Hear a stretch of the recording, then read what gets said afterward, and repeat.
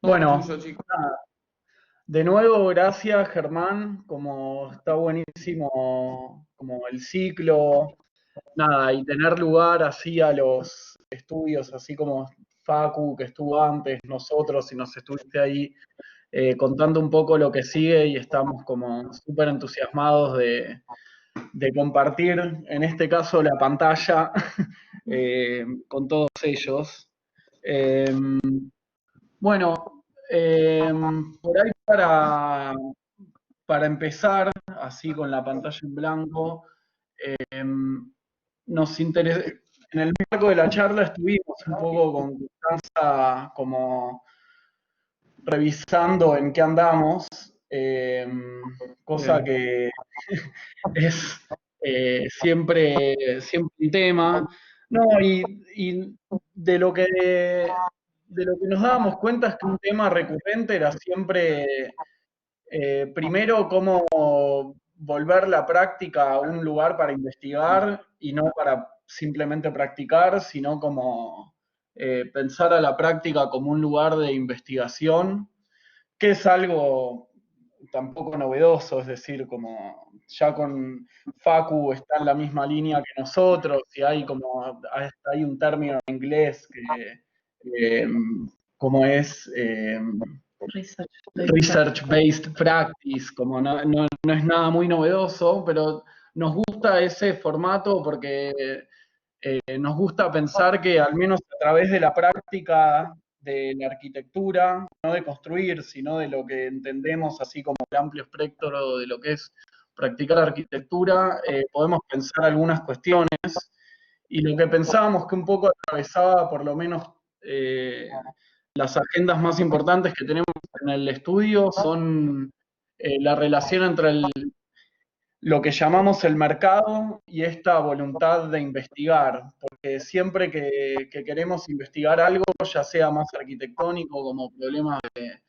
de forma o problemas materiales, organizativos, o más contingentes, como problemas sociales y políticos que nos parecen que son totalmente propios de lo que hacemos, siempre aparece el roce con eh, la vida estando regida por el mercado y porque si hacemos arquitectura estamos o en una relación con un cliente comercial o operando adentro del mercado inmobiliario. Nos interesa también, como que ahora esto lo digo con la página en blanco, pero después se va a, esperemos, volver un poco más eh, explícito. Eh, pero nos interesa esa tensión que siempre hay con el mercado. Y cuando investigamos, o las investigaciones que son menos a través de la construcción y más a través de o la construcción de dibujos o de la escritura, etcétera, también nos parece que es una tensión con el mercado. Básicamente porque mientras más intensificamos ahí, más nos morimos de hambre. Pero bueno. Sí, y por ahí también para sumar a la presentación inicial, somos un estudio re joven, o sea, re joven, como hace un par de años que iniciamos nuestra práctica, y gran parte de iniciar nuestra práctica es como preguntarnos y repreguntarnos qué nos interesa trabajar, qué nos interesa investigar, y desde ahí, nada, como construir cierta agenda. Sí, como el rol de la arquitectura en la ciudad y el rol de la ciudad en la arquitectura, como pensábamos también un poco eso. Que yo creo que la capa detrás de todo esto es, nos gusta traer este mapa eh, harto conocido, que es el mapa geomorfológico del área metropolitana, que un poco lo que describe es cómo estamos en realidad arriba de un pantano, un humedal, eh, y cómo estamos en una condición donde parece que las huellas de este mapa están borradas en la ciudad de Buenos Aires, al menos, o al menos tenemos una relación con el agua bastante desapegada. No somos muy conscientes, salvo cuando llueve y algo gotea o se inunda, de que estamos en un lugar donde básicamente terminan muchos ríos y es una cuenca hídrica gigante que toca muchos países hermanos como Uruguay, Paraguay, Brasil y Bolivia. Y la primera oportunidad con la que nos enfrentamos como para poder pensar esto, y a través del proyecto, que fue algo también bastante interesante, fue un concurso que hizo el gobierno de la ciudad en el año 2017, que era para hacer 3 pabellones en distintos lugares de la ciudad, con distintas temáticas, uno que estaba en el Parque Thais, que era un pabellón para niños, otro que estaba en la Plaza del Vaticano, que era un pabellón de patrimonio cultural, y otro que estaba en el Bajo Autopista, enfrente de la Usina del Arte, que se llamaba Paisaje Urbano. En el momento que hicimos hacer los 3, pudimos presentarnos solo a 2, y por suerte tuvimos la oportunidad de ganar uno de los 3 pabellones, que fue el de abajo de la Usina del Arte. Nos interesaba particularmente la temática de ese pabellón y fue como el que más intensamente trabajamos y el que también pensábamos que menos chances de ganar tenía. Pero nos interesaba particularmente porque ahí convergían una serie de situaciones que nos parecían muy interesantes. Nos pusimos a investigar bastante y a intentar entender lo que era el paisaje urbano en el barrio de La Boca, cuáles eran las transformaciones a las que el barrio estaba siendo sometido. Y ahí nos encontramos básicamente con muchas noticias y muchos documentos periodísticos y mucha información también oficial del gobierno de la ciudad. Y es algo que también veníamos trabajando bastante intensamente en la experiencia docente que transitábamos en el momento, que era la cátedra de morfología de Roberto Lombardi en FADU. Donde trabajábamos bastante con los problemas de las controversias y los actores, y etcétera. Y lo que empezó a aparecer era que todas estas controversias y actores empezaban a converger en un elemento que era el agua. Es decir, habían problemas de contaminación del agua, de la cuenca del Matanza-Riachuelo, que bordeaba el barrio de La Boca. También habían problemas de inundación históricos en el barrio de La Boca. También habían problemas de incendios, que habían denuncias de que esos incendios eran a propósito, porque había especulación inmobiliaria en el área y querían mover a vecinos que estaban en construcciones precarias en el barrio. Y también había una situación que un poco englobaba todas estas transformaciones urbanas por las que estaba transitando el barrio, que era que el gobierno de la ciudad, con la política de distritos, había nombrado al barrio de La Boca y a parte del límite con Barracas, que se extiende un poco, ahora lo vamos a ver en un mapa.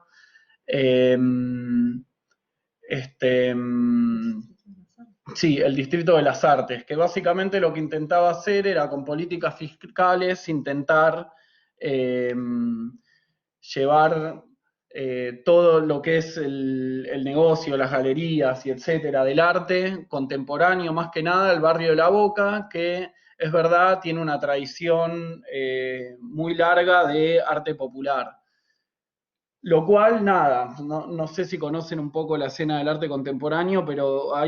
siempre hubo como una especie de tensión entre esta política del gobierno de intentar llevar al mercado del arte espacialmente al Distrito de las Artes, y por otro lado lo que las galerías empezaban a hacer naturalmente, que era irse al barrio de Villa Crespo, Chacarí, no sé, experiencias como Ruth Ben-Sakar, Slice Movie y otras galerías habían decidido no irse a La Boca, y es como que habían un par de tensiones en ese sentido. Entonces,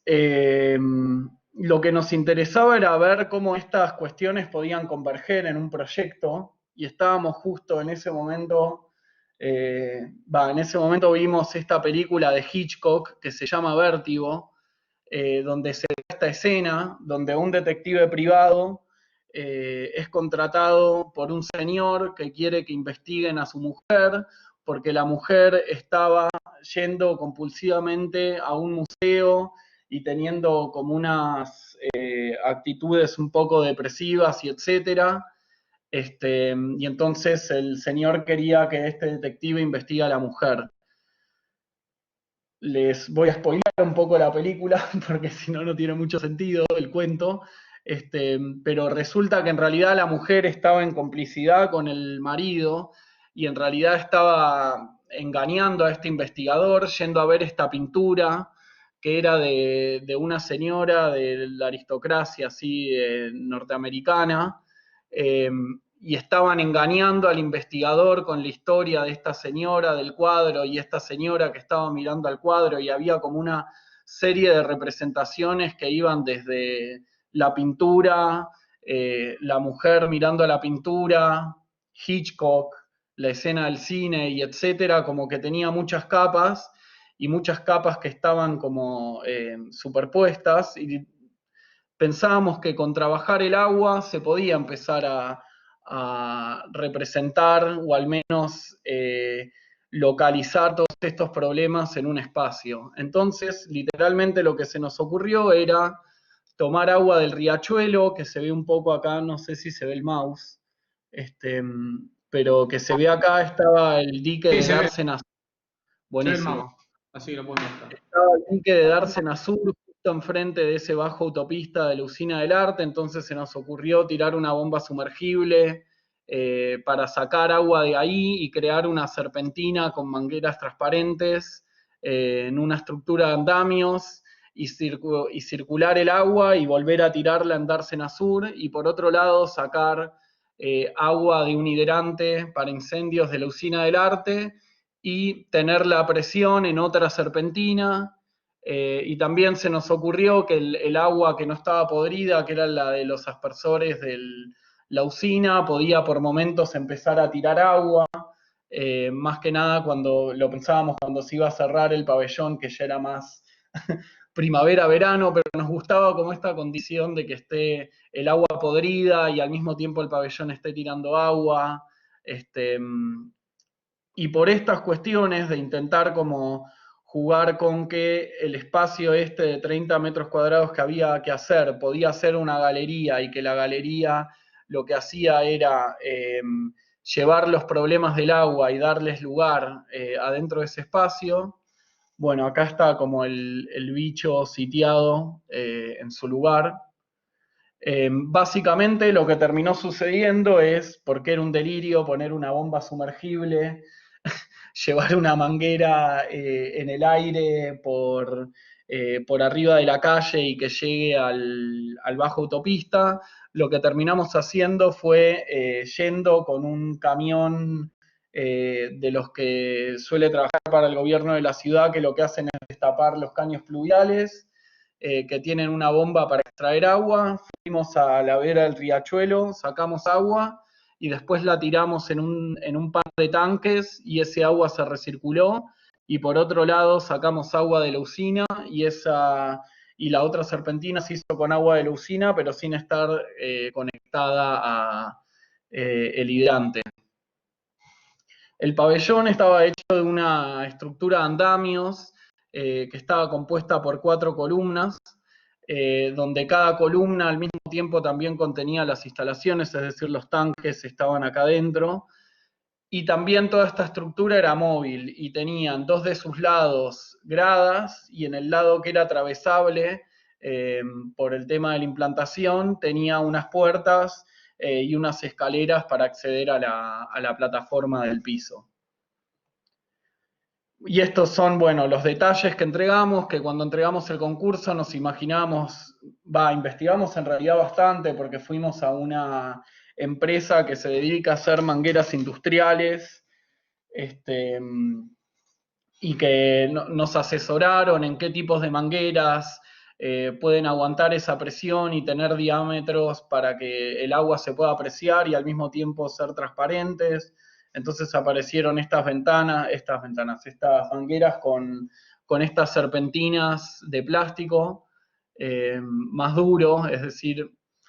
y estos detalles de cómo la manguera estaba cosida a través de la estructura de los andamios. Finalmente, luego de que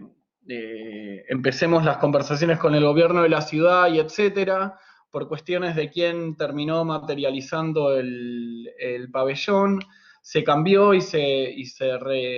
reinterpretó un poco la tecnología de las mangueras. Se usaron unas mangueras de una sección más pequeña y se usó una malla electrosoldada para cada tanto agarrar con precintos las mangueras, ya que estas mangueras eran un poco más enclenque y se usaron estos codos para hacer las serpentinas. Y un poco lo que resultó es esto, que al mismo tiempo lo que nos interesaba tanto es,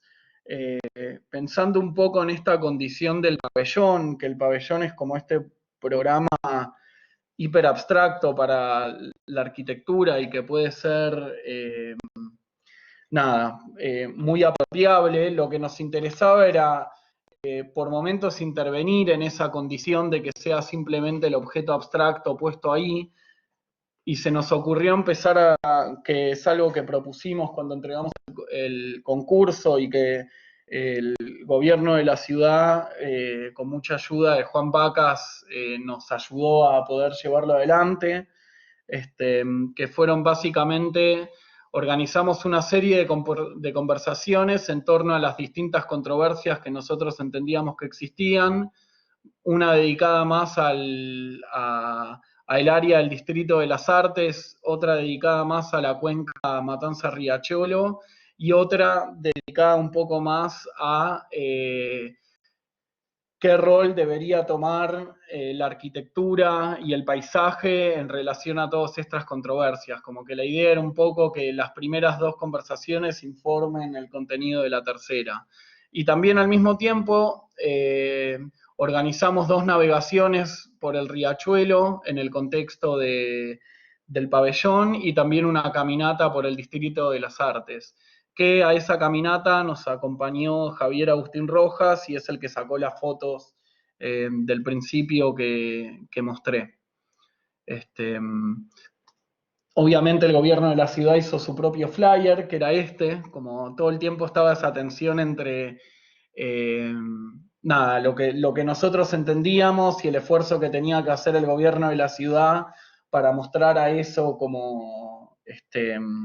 como algo que iba según sus dictámenes y sus líneas. Y estas son un par de las fotografías que tomó Javier en esa recorrida,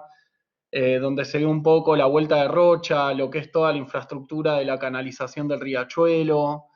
y esta es una fotografía de la última conversación que sucedió en el pabellón. Éramos poquitos siempre, es muy difícil llevar a gente hasta la boca, más un día de semana a las 7 de la tarde, pero la verdad estamos súper contentos con el resultado que dio. Y en realidad eso lo seguimos trabajando. Queríamos mostrarles,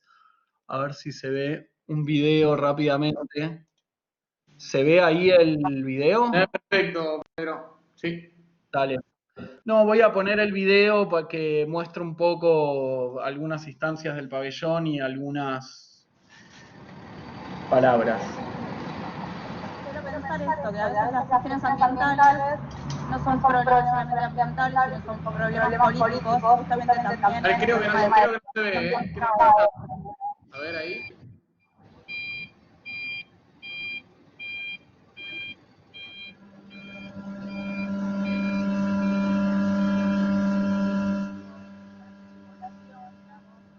Pensando en ¿Se ve? política, si quiere política urbana, por acción y por omisión, digamos, también la omisión es una forma de política, justamente.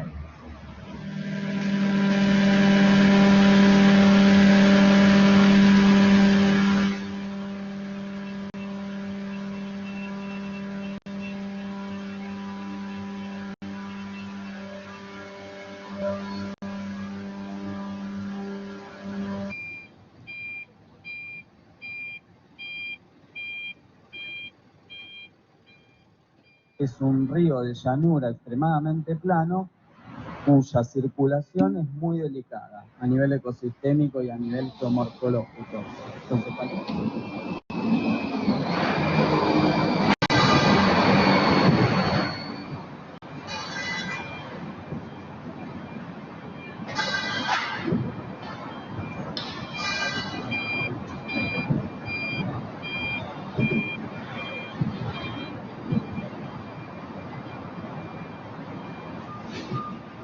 una persona, por ejemplo, un artista o un desarrollador artístico que vive en La Boca y que está justamente en riesgo de ser desplazado por esta gentrificación, ¿no? Ponele que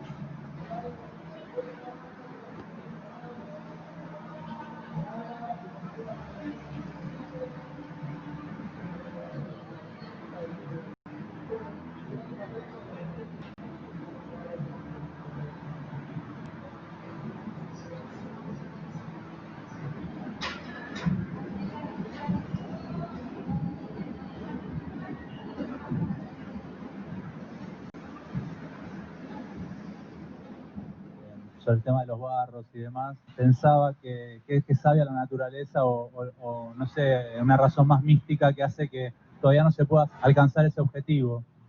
Porque en el estado de cosas sociales que tenemos, eso detonaría un boom inmobiliario que va a hacer mierda.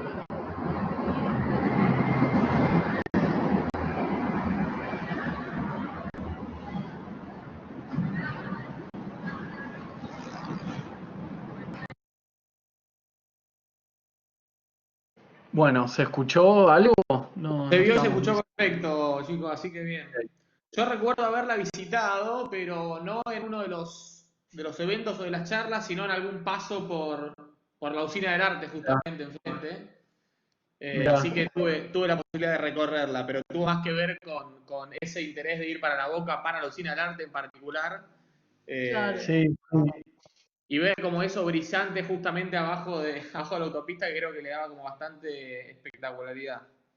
sí, como se notaba. Sí, de hecho las conversaciones eran un flash porque había un ruido re bizarro abajo de la Sí, sí. autopista, como que era todo muy bizarro. Pero estuvo divertido. Bueno, Bien. por esto voy a intentar repasarlo. Perdón. ¿Hay un eco? No. Ah, no. No, esto voy a intentar pasarlo un poco rápido, así no se dilata mucho la charla. Pero el año pasado nos invitó Martín Uberman a participar de la sala por la cual lo llamaron a él para curar en proa, en el marco de esta exposición que se llamó Diseño en Acción. Donde la curaduría proponía trabajar con distintas leyes e intentar explorar de qué manera las distintas leyes modifican el ambiente construido. Y a nosotros nos tocó la ley de generación distribuida, que es una ley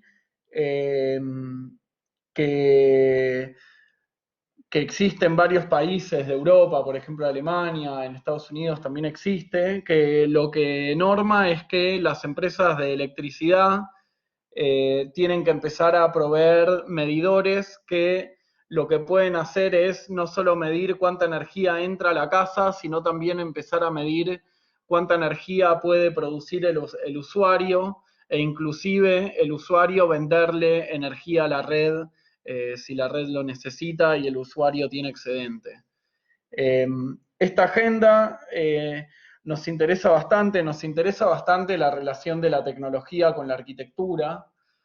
Nos interesa este imaginario de Alegret, que es un ilustrador que trabajaba mucho con Rainer Banham en los 60, 70. Estas son ilustraciones, la de la derecha es una ilustración del artículo de A Home is Not a House de Banham. Y el lugar de la sala que nos tocó fue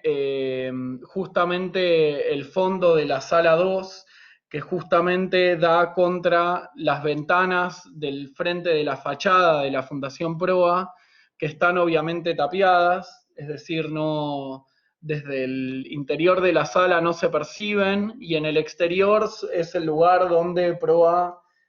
publicita sus las exposiciones. Entonces lo que nos interesaba era recrear un poco las ventanas y empezar a pensar que en un mundo donde básicamente el consumo energético no es un problema y se tiende a la virtualización total, bueno, un poco algo de lo que nos pasa ahora, y empezar a pensar que las ventanas podrían empezar a devenir pantallas que pueden operar al mismo tiempo también de panel solar, entonces las ventanas por ahí para producir energía se podían empezar a tapiar, y etcétera. Y pensamos toda una red súper compleja de cómo de interacción entre paneles solares, pantallas, los medidores esta vez como unas especies de celulares, es decir, como lo que median entre un interior y un exterior, por lo que empezamos a llamar al proyecto umbral electrónico, como nos gustaba mucho pensar que el umbral, es decir, esa situación tan característica de la arquitectura, de lidiar entre un interior y un exterior, y todo ese espesor y todos esos momentos, podían empezar a estar mediados por tecnologías ya electrónicas. Después le bajamos un poco bastantes cambios, después de bastantes ida y vueltas, a la propuesta de todas esas de todas esas características que tenía el medidor en este caso, y lo que terminamos haciendo fue una propuesta que lo que hace es poner las ventanas, pero en las ventanas proyectar un paisaje ficticio, es decir, en las ventanas que abríamos del lado de la sala, empezar a trabajar con un paisaje proyectado a través de la transformación de esta ley y a partir también de todas estas cuestiones que habíamos aprendido en la construcción del pabellón y toda la información que salió de las charlas y etcétera. Como que nos pareció un buen lugar para retomar todo ese material y de esa manera proyectar un paisaje. Trabajamos mucho con material de archivo, que nos gusta mucho trabajar con material de archivo, pensar en esa época en la que la costanera sur era un lugar de bañados, y donde básicamente existía toda esta cultura de ir al río y meterse en el río. Entonces nos empezaba a gustar esta posibilidad de pensar que el riachuelo con toda esta avenida sustentable podía ser saneado e intentar especular con qué pasaría si eso sucede. Entonces lo que armamos fue como esta línea de tiempo con los distintos parámetros del paisaje que se iban transformando a lo largo del tiempo y una serie de ida y vueltas con un equipo que tuvimos que armar de animación y de edición de video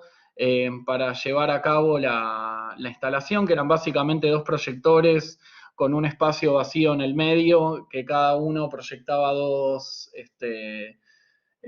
ventanas. Y entonces proyectamos una transformación del paisaje bastante crítica, donde pensábamos que probablemente la gentrificación se coma bastante de lo que es la isla Maciel, también todo lo que eran los galpones de la Boca, los galpones de la Barraca Peña, etcétera, y todo lo que sucedía por ahí. Esta es una foto de la intervención en la sala, ahí se ven como las ventanas proyectadas. Y un poco también con lo que trabajamos es en cada uno de esos lugares, por ejemplo, lo de arriba a la izquierda es Dock Sud, y pensar que Dock Sud podía dejar de ser un puerto en algún momento con la expansión de la mancha urbana y con el problema que conlleva tener una infraestructura que requiere tanto transporte como un puerto, y entonces empezar a pensar en cuándo eso podía ser un parque o qué pasaba con los galpones, etcétera. Y eso nos llevó a dibujar otro mapa. Al principio mostré un mapa que era el que dibujamos cuando terminamos toda la experiencia de la galería hídrica, y después redibujamos este mapa que donde ya empezaban a aparecer Dock Sud, el polo petroquímico, y bastante más información de lo que eran las villas y los asentamientos, y etcétera. Sí, también en este proyecto, tanto en el proceso de proyecto como después en la edición,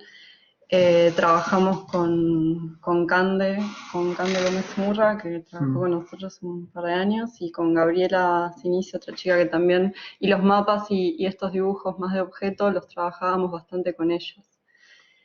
Y un poco el interés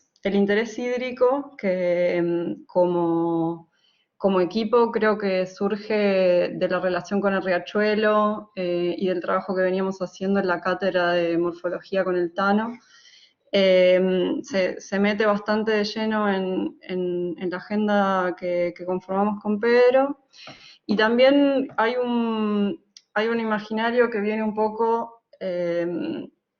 de la ciudad en donde yo nací y me crié, que es Olavarría, que es esta ciudad que se ve en la imagen, que tiene, diría yo, o a grandes rasgos, dos particularidades bastante importantes. Una es que es la ciudad del cemento, o así le dicen, porque es donde está Loma Negra y todas las canteras que abastecen de cemento a gran parte del país. Y también la otra particularidad que tiene que ver con el agua, que como se ve en la imagen, está atravesada por un arroyo, que es el arroyo Tapalqué, que es es como un elemento natural y paisajístico súper importante en la vida cotidiana de la ciudad. Todo el tiempo uno lo está atravesando porque está prácticamente en el medio de la ciudad. Y hay como algo que yo no llegué a ver porque yo no había nacido cuando eso sucedió, pero hubo una serie de inundaciones a lo largo del siglo pasado, y las últimas dos inundaciones muy importantes y que quedaron como en el imaginario colectivo de la ciudad son las del 80 y las del 85. Esta es una foto de la inundación del 80, en donde gran parte de la ciudad quedó inundada varios días. Y a partir de esas dos grandes inundaciones se fueron haciendo una serie de obras de mantenimiento y de aliviación del curso del arroyo, que hicieron que no se haya vuelto a inundar, a pesar de que un par de veces amenazó. Y ahora la relación con el arroyo es más o menos así. Este es como el momento más urbanizado, si se quiere, como con más cemento, y el arroyo está bastante bajo, pero suele llegar como a esa primer plataforma y tiene como una relación bastante, como agradable, de disfrute, etc. Y como ese imaginario del arroyo, circunstancialmente diría yo, porque sí, bastante circunstancialmente, nos trae a este imaginario que es, estas son unas fotos de archivo del arroyo Maldonado, que es el arroyo que está abajo de la avenida Juan B. Justo, y estas, son unas fotos de antes de que ese arroyo sea tapado, ya estaba así canalizado, pero hay como una cuestión de, acá la imagen es como muy linda, ver como los nenes salir de la escuela y jugar ahí, a pesar como de todo el bardo. Y ahora la realidad que sucede es bastante más esta, que es que al arroyo no lo vemos más porque está tapado. Ese arroyo fue tapado con hormigón armado justamente por la década del 20 y pico, 30. Y el año pasado nos empezamos a vincular con un colectivo que es Ciudades del Deseo, que es un colectivo de urbanismo feminista, y ellas tienen como o recurre mucho a esta frase que es de que el hormigón es el patriarcado, y estamos trabajando un poco en entender y en describir cómo es toda esta ecología que se construyó en la ciudad de Buenos Aires, particularmente en el Maldonado, porque está, o sea, circunstancialmente, como decía antes, a una cuadra de Juan B. Justo y Warnes. Estamos haciendo un proyecto de remodelación de un PH. Nos empezamos a interesar por esta característica de que a una cuadra está esto, que es algo que está oculto y que no vemos. Y pensábamos ahí un poco una investigación que venimos desarrollando más como en el ámbito académico, de trazar las lógicas del hormigón armado y esta condición de tapar los elementos de la topografía. Entonces, construimos una serie de dibujos, estos los hizo también Naila, una chica que estuvo trabajando en el estudio, y intentamos entender cómo fue como el proceso de, si se quiere, antropización de toda esa, como tomar una muestra del territorio y entender cómo se fue modificando. Estos tres instancias muestran el arroyo Maldonado antes de que se canalice, la segunda instancia muestra el arroyo Maldonado ya canalizado, y la tercera instancia es como toda la infraestructura que se construye para tapar el arroyo como que, nada, era sucio, se inundaba, etc. La solución que encontraron fue esta, que es lo que se hizo en toda la ciudad, en realidad. Y la realidad es que para alguien que vivió toda la vida con un arroyo al lado, es realmente muy extraño. Y después, como empezamos a describir qué otras cosas se le superponen a este arroyo, encontrábamos acá, esta es, bueno, por un lado está Warnes, que es como otro momento cercano al PH que estamos trabajando, y después está el cruce de Córdoba y Juan B. Justo, que es donde ahora se demolió el puente que había construido Mario Roberto Álvarez, y se elevó las vías del tren. Y algo que nos gusta trabajar bastante, y que vamos y venimos, como que en todas las cosas que hacemos, es como esta condición de la relación entre tecnología, naturaleza y qué se agrega sobre algo, como esta condición que es bastante cultural y que es bastante del contexto en el que estamos, que es como construir arriba de otra cosa. Y la mayor parte de las cosas que proyectamos son construir arriba de algo que ya existe, o proyectar algo sobre algo que ya existe, o por interés nuestro o por pedido de la gente que nos contacta para hacer proyectos. Y en este caso trabajamos proyectando cómo se podía agregar un gran espacio arriba de un dúplex o triplex de un edificio clásico de R2B1 de la ciudad de Buenos Aires, que es un edificio de Berdichevsky-Cherny, y pensábamos en esto, o nos divertía como esta relación entre la naturaleza y el artificio, y como decíamos esto de que para nosotros el edificio, los edificios es la naturaleza, es como el ámbito en el que nos movemos, y lo vinculábamos un poco con la casa Malatesta, un poco, Malaparte, perdón, un poco figurativamente con esto de el edificio que se posa sobre el acantilado, sobre la montaña, y el edificio que se posa arriba de la montaña, como la montaña era para nosotros el R2B1. Y también otro poco porque a la clienta sabíamos que le gustaba mucho Godard y está esta película muy, muy linda en donde que está filmada en esta misma casa. Y que plantea una relación con la naturaleza muy similar a un contexto urbano. Y por ahí pasando a esta relación entre lo que hay y lo que se agrega o lo que se trabaja sobre lo que hay, algo que trabajamos bastante, sobre todo cuando proyectamos reformas, que básicamente lo que venimos haciendo hasta ahora son reformas, es entender cómo es el dispositivo, la envolvente arquitectónica que construimos, o que proyectamos, mejor dicho, cómo se relaciona con lo preexistente y qué comportamiento tiene. Cuando, en este caso, es una casa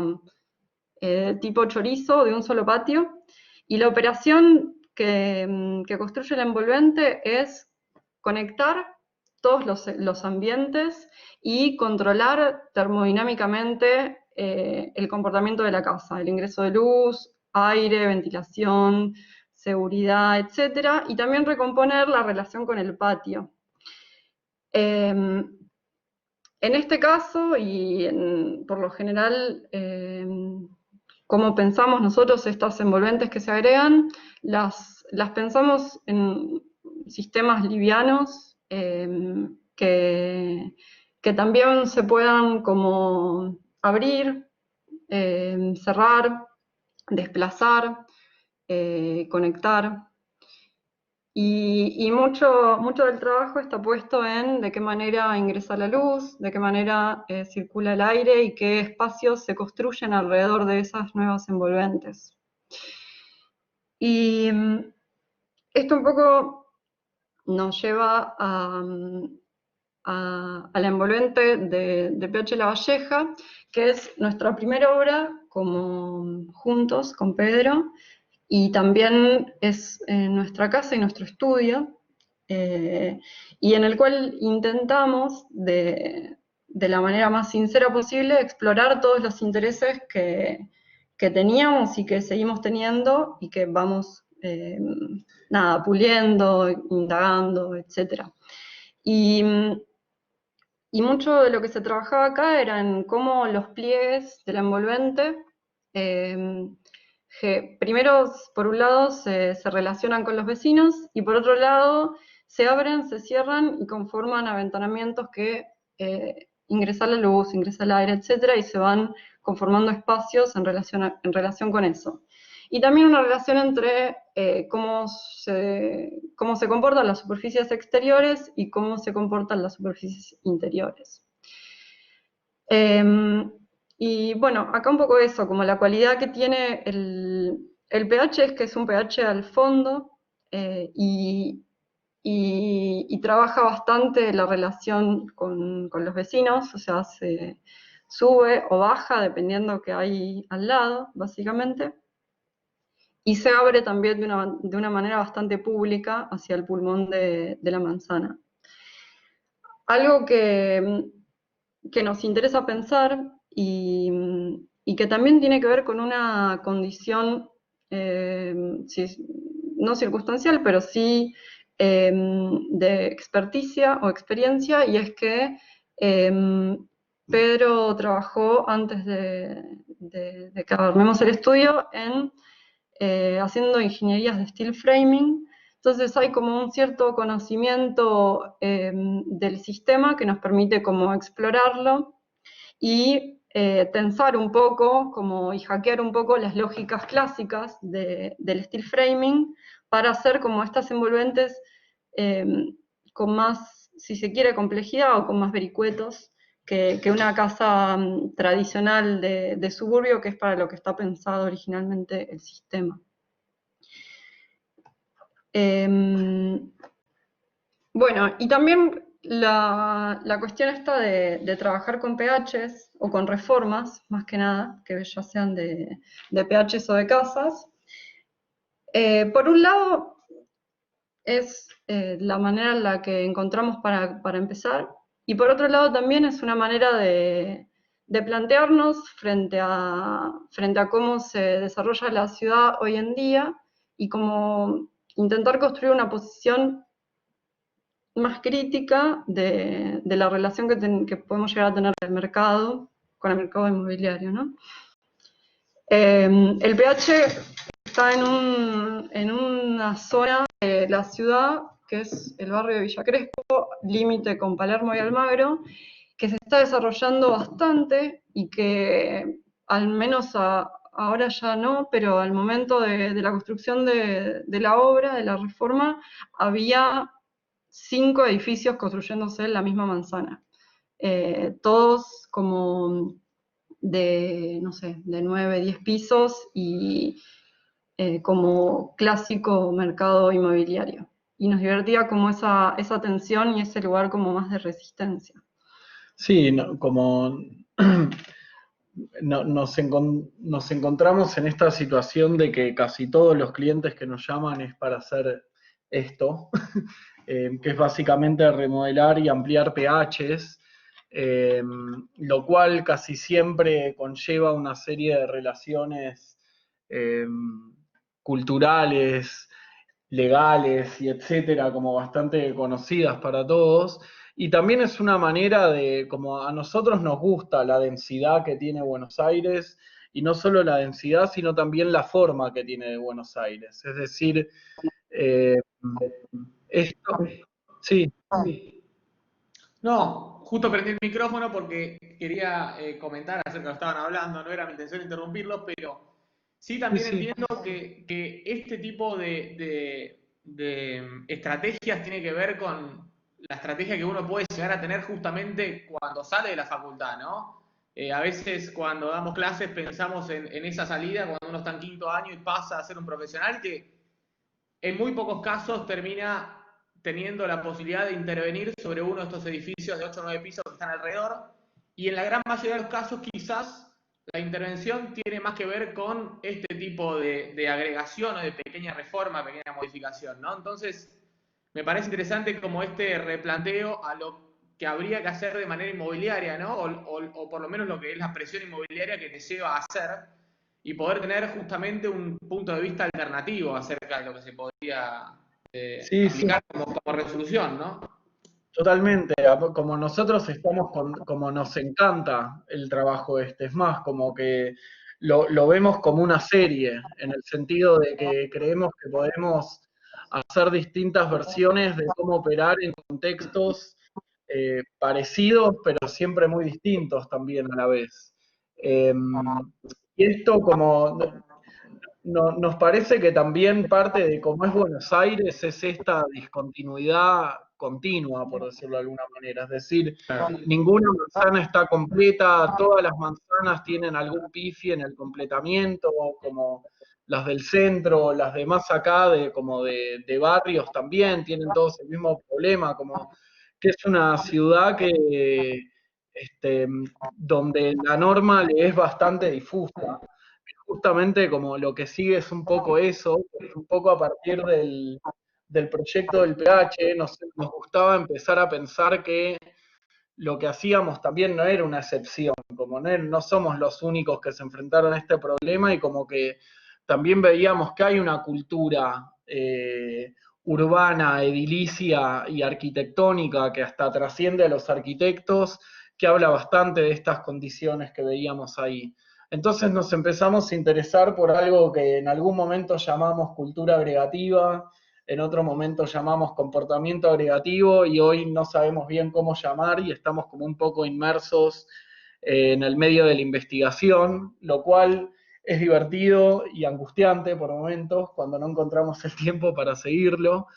pero donde básicamente lo que investigamos es esto que llamamos como el comportamiento agregativo en la ciudad, que es como en lugares donde parece que la ciudad ya está terminada, empiezan a aparecer como agregaciones sobre eso. Nos interesaba, por ejemplo, este ejemplo del chalet de la 9 de julio. Acá lo que estoy marcando con el mouse es la 9 de julio, y esta es como la casa que se ve ahí desde Corrientes y 9 de julio, si no me equivoco, esta es Avenida Corrientes. Y el chalet nos parecía que ocupaba un poco el mismo lugar que ocupaba el PH ahí en ese centro de Manzana, medio extraño. Empezamos a encontrar que esa lógica agregativa era bastante propia de las excepciones que logró construir el mercado inmobiliario a lo largo de los 90, por ejemplo. Esto es el edificio de la cevichería. Acá está el restaurante de la cevichería, y un bar ahí que se llama Brooklyn o algo así, que es de los... Sí, no me acuerdo. es un suelo. Sí, el subsuelo, que es básicamente un edificio histórico que estaba en la esquina de una manzana y donde no sabemos cómo le permitieron construir un edificio que estaba a la altura del resto de la manzana, pero lo que hacía era cerrar ese claustro para terminar de construir un hotel. Es decir, el centro de la manzana se lo debieron a todos los vecinos. Nosotros lo vimos porque tenemos un amigo que vive acá y que va mucho a la terraza, y un día salimos afuera y vimos como que estaba este edificio en el medio y fue como, ¿qué es esto? Está como agregado sobre el espacio libre de manzana y etcétera, y ahí como que empezamos a engordar un poco la agenda de lo que creíamos que era lo agregativo, y esto no lo decimos tanto como algo moral, como es más, nos parece que hay oportunidades extrañísimas acá en general a lo que sucede con el tejido de Buenos Aires. Es decir, cuando uno camina por esta calle, mira para el fondo, esta es una axonométrica mirada desde abajo de esa situación, esta es la calle que veníamos viendo, y se construyen como estas situaciones urbanas que son muy extrañas en Buenos Aires, es decir, como encontrar un edificio retirado y que haya un local que da a la calle, pero en este recoveco urbano que se genera,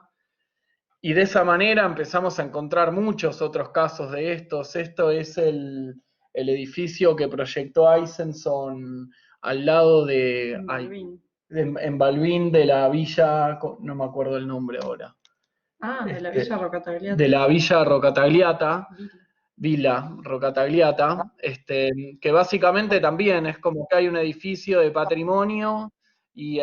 no sé, se ve que hay como oportunidades inmobiliarias alrededor de estos edificios y se consiguen excepciones, y entonces lo mismo, como enfrente de este patrimonio se empiezan a dar estas excepciones y se construyen como, estas excepciones dentro de lo que es la ciudad.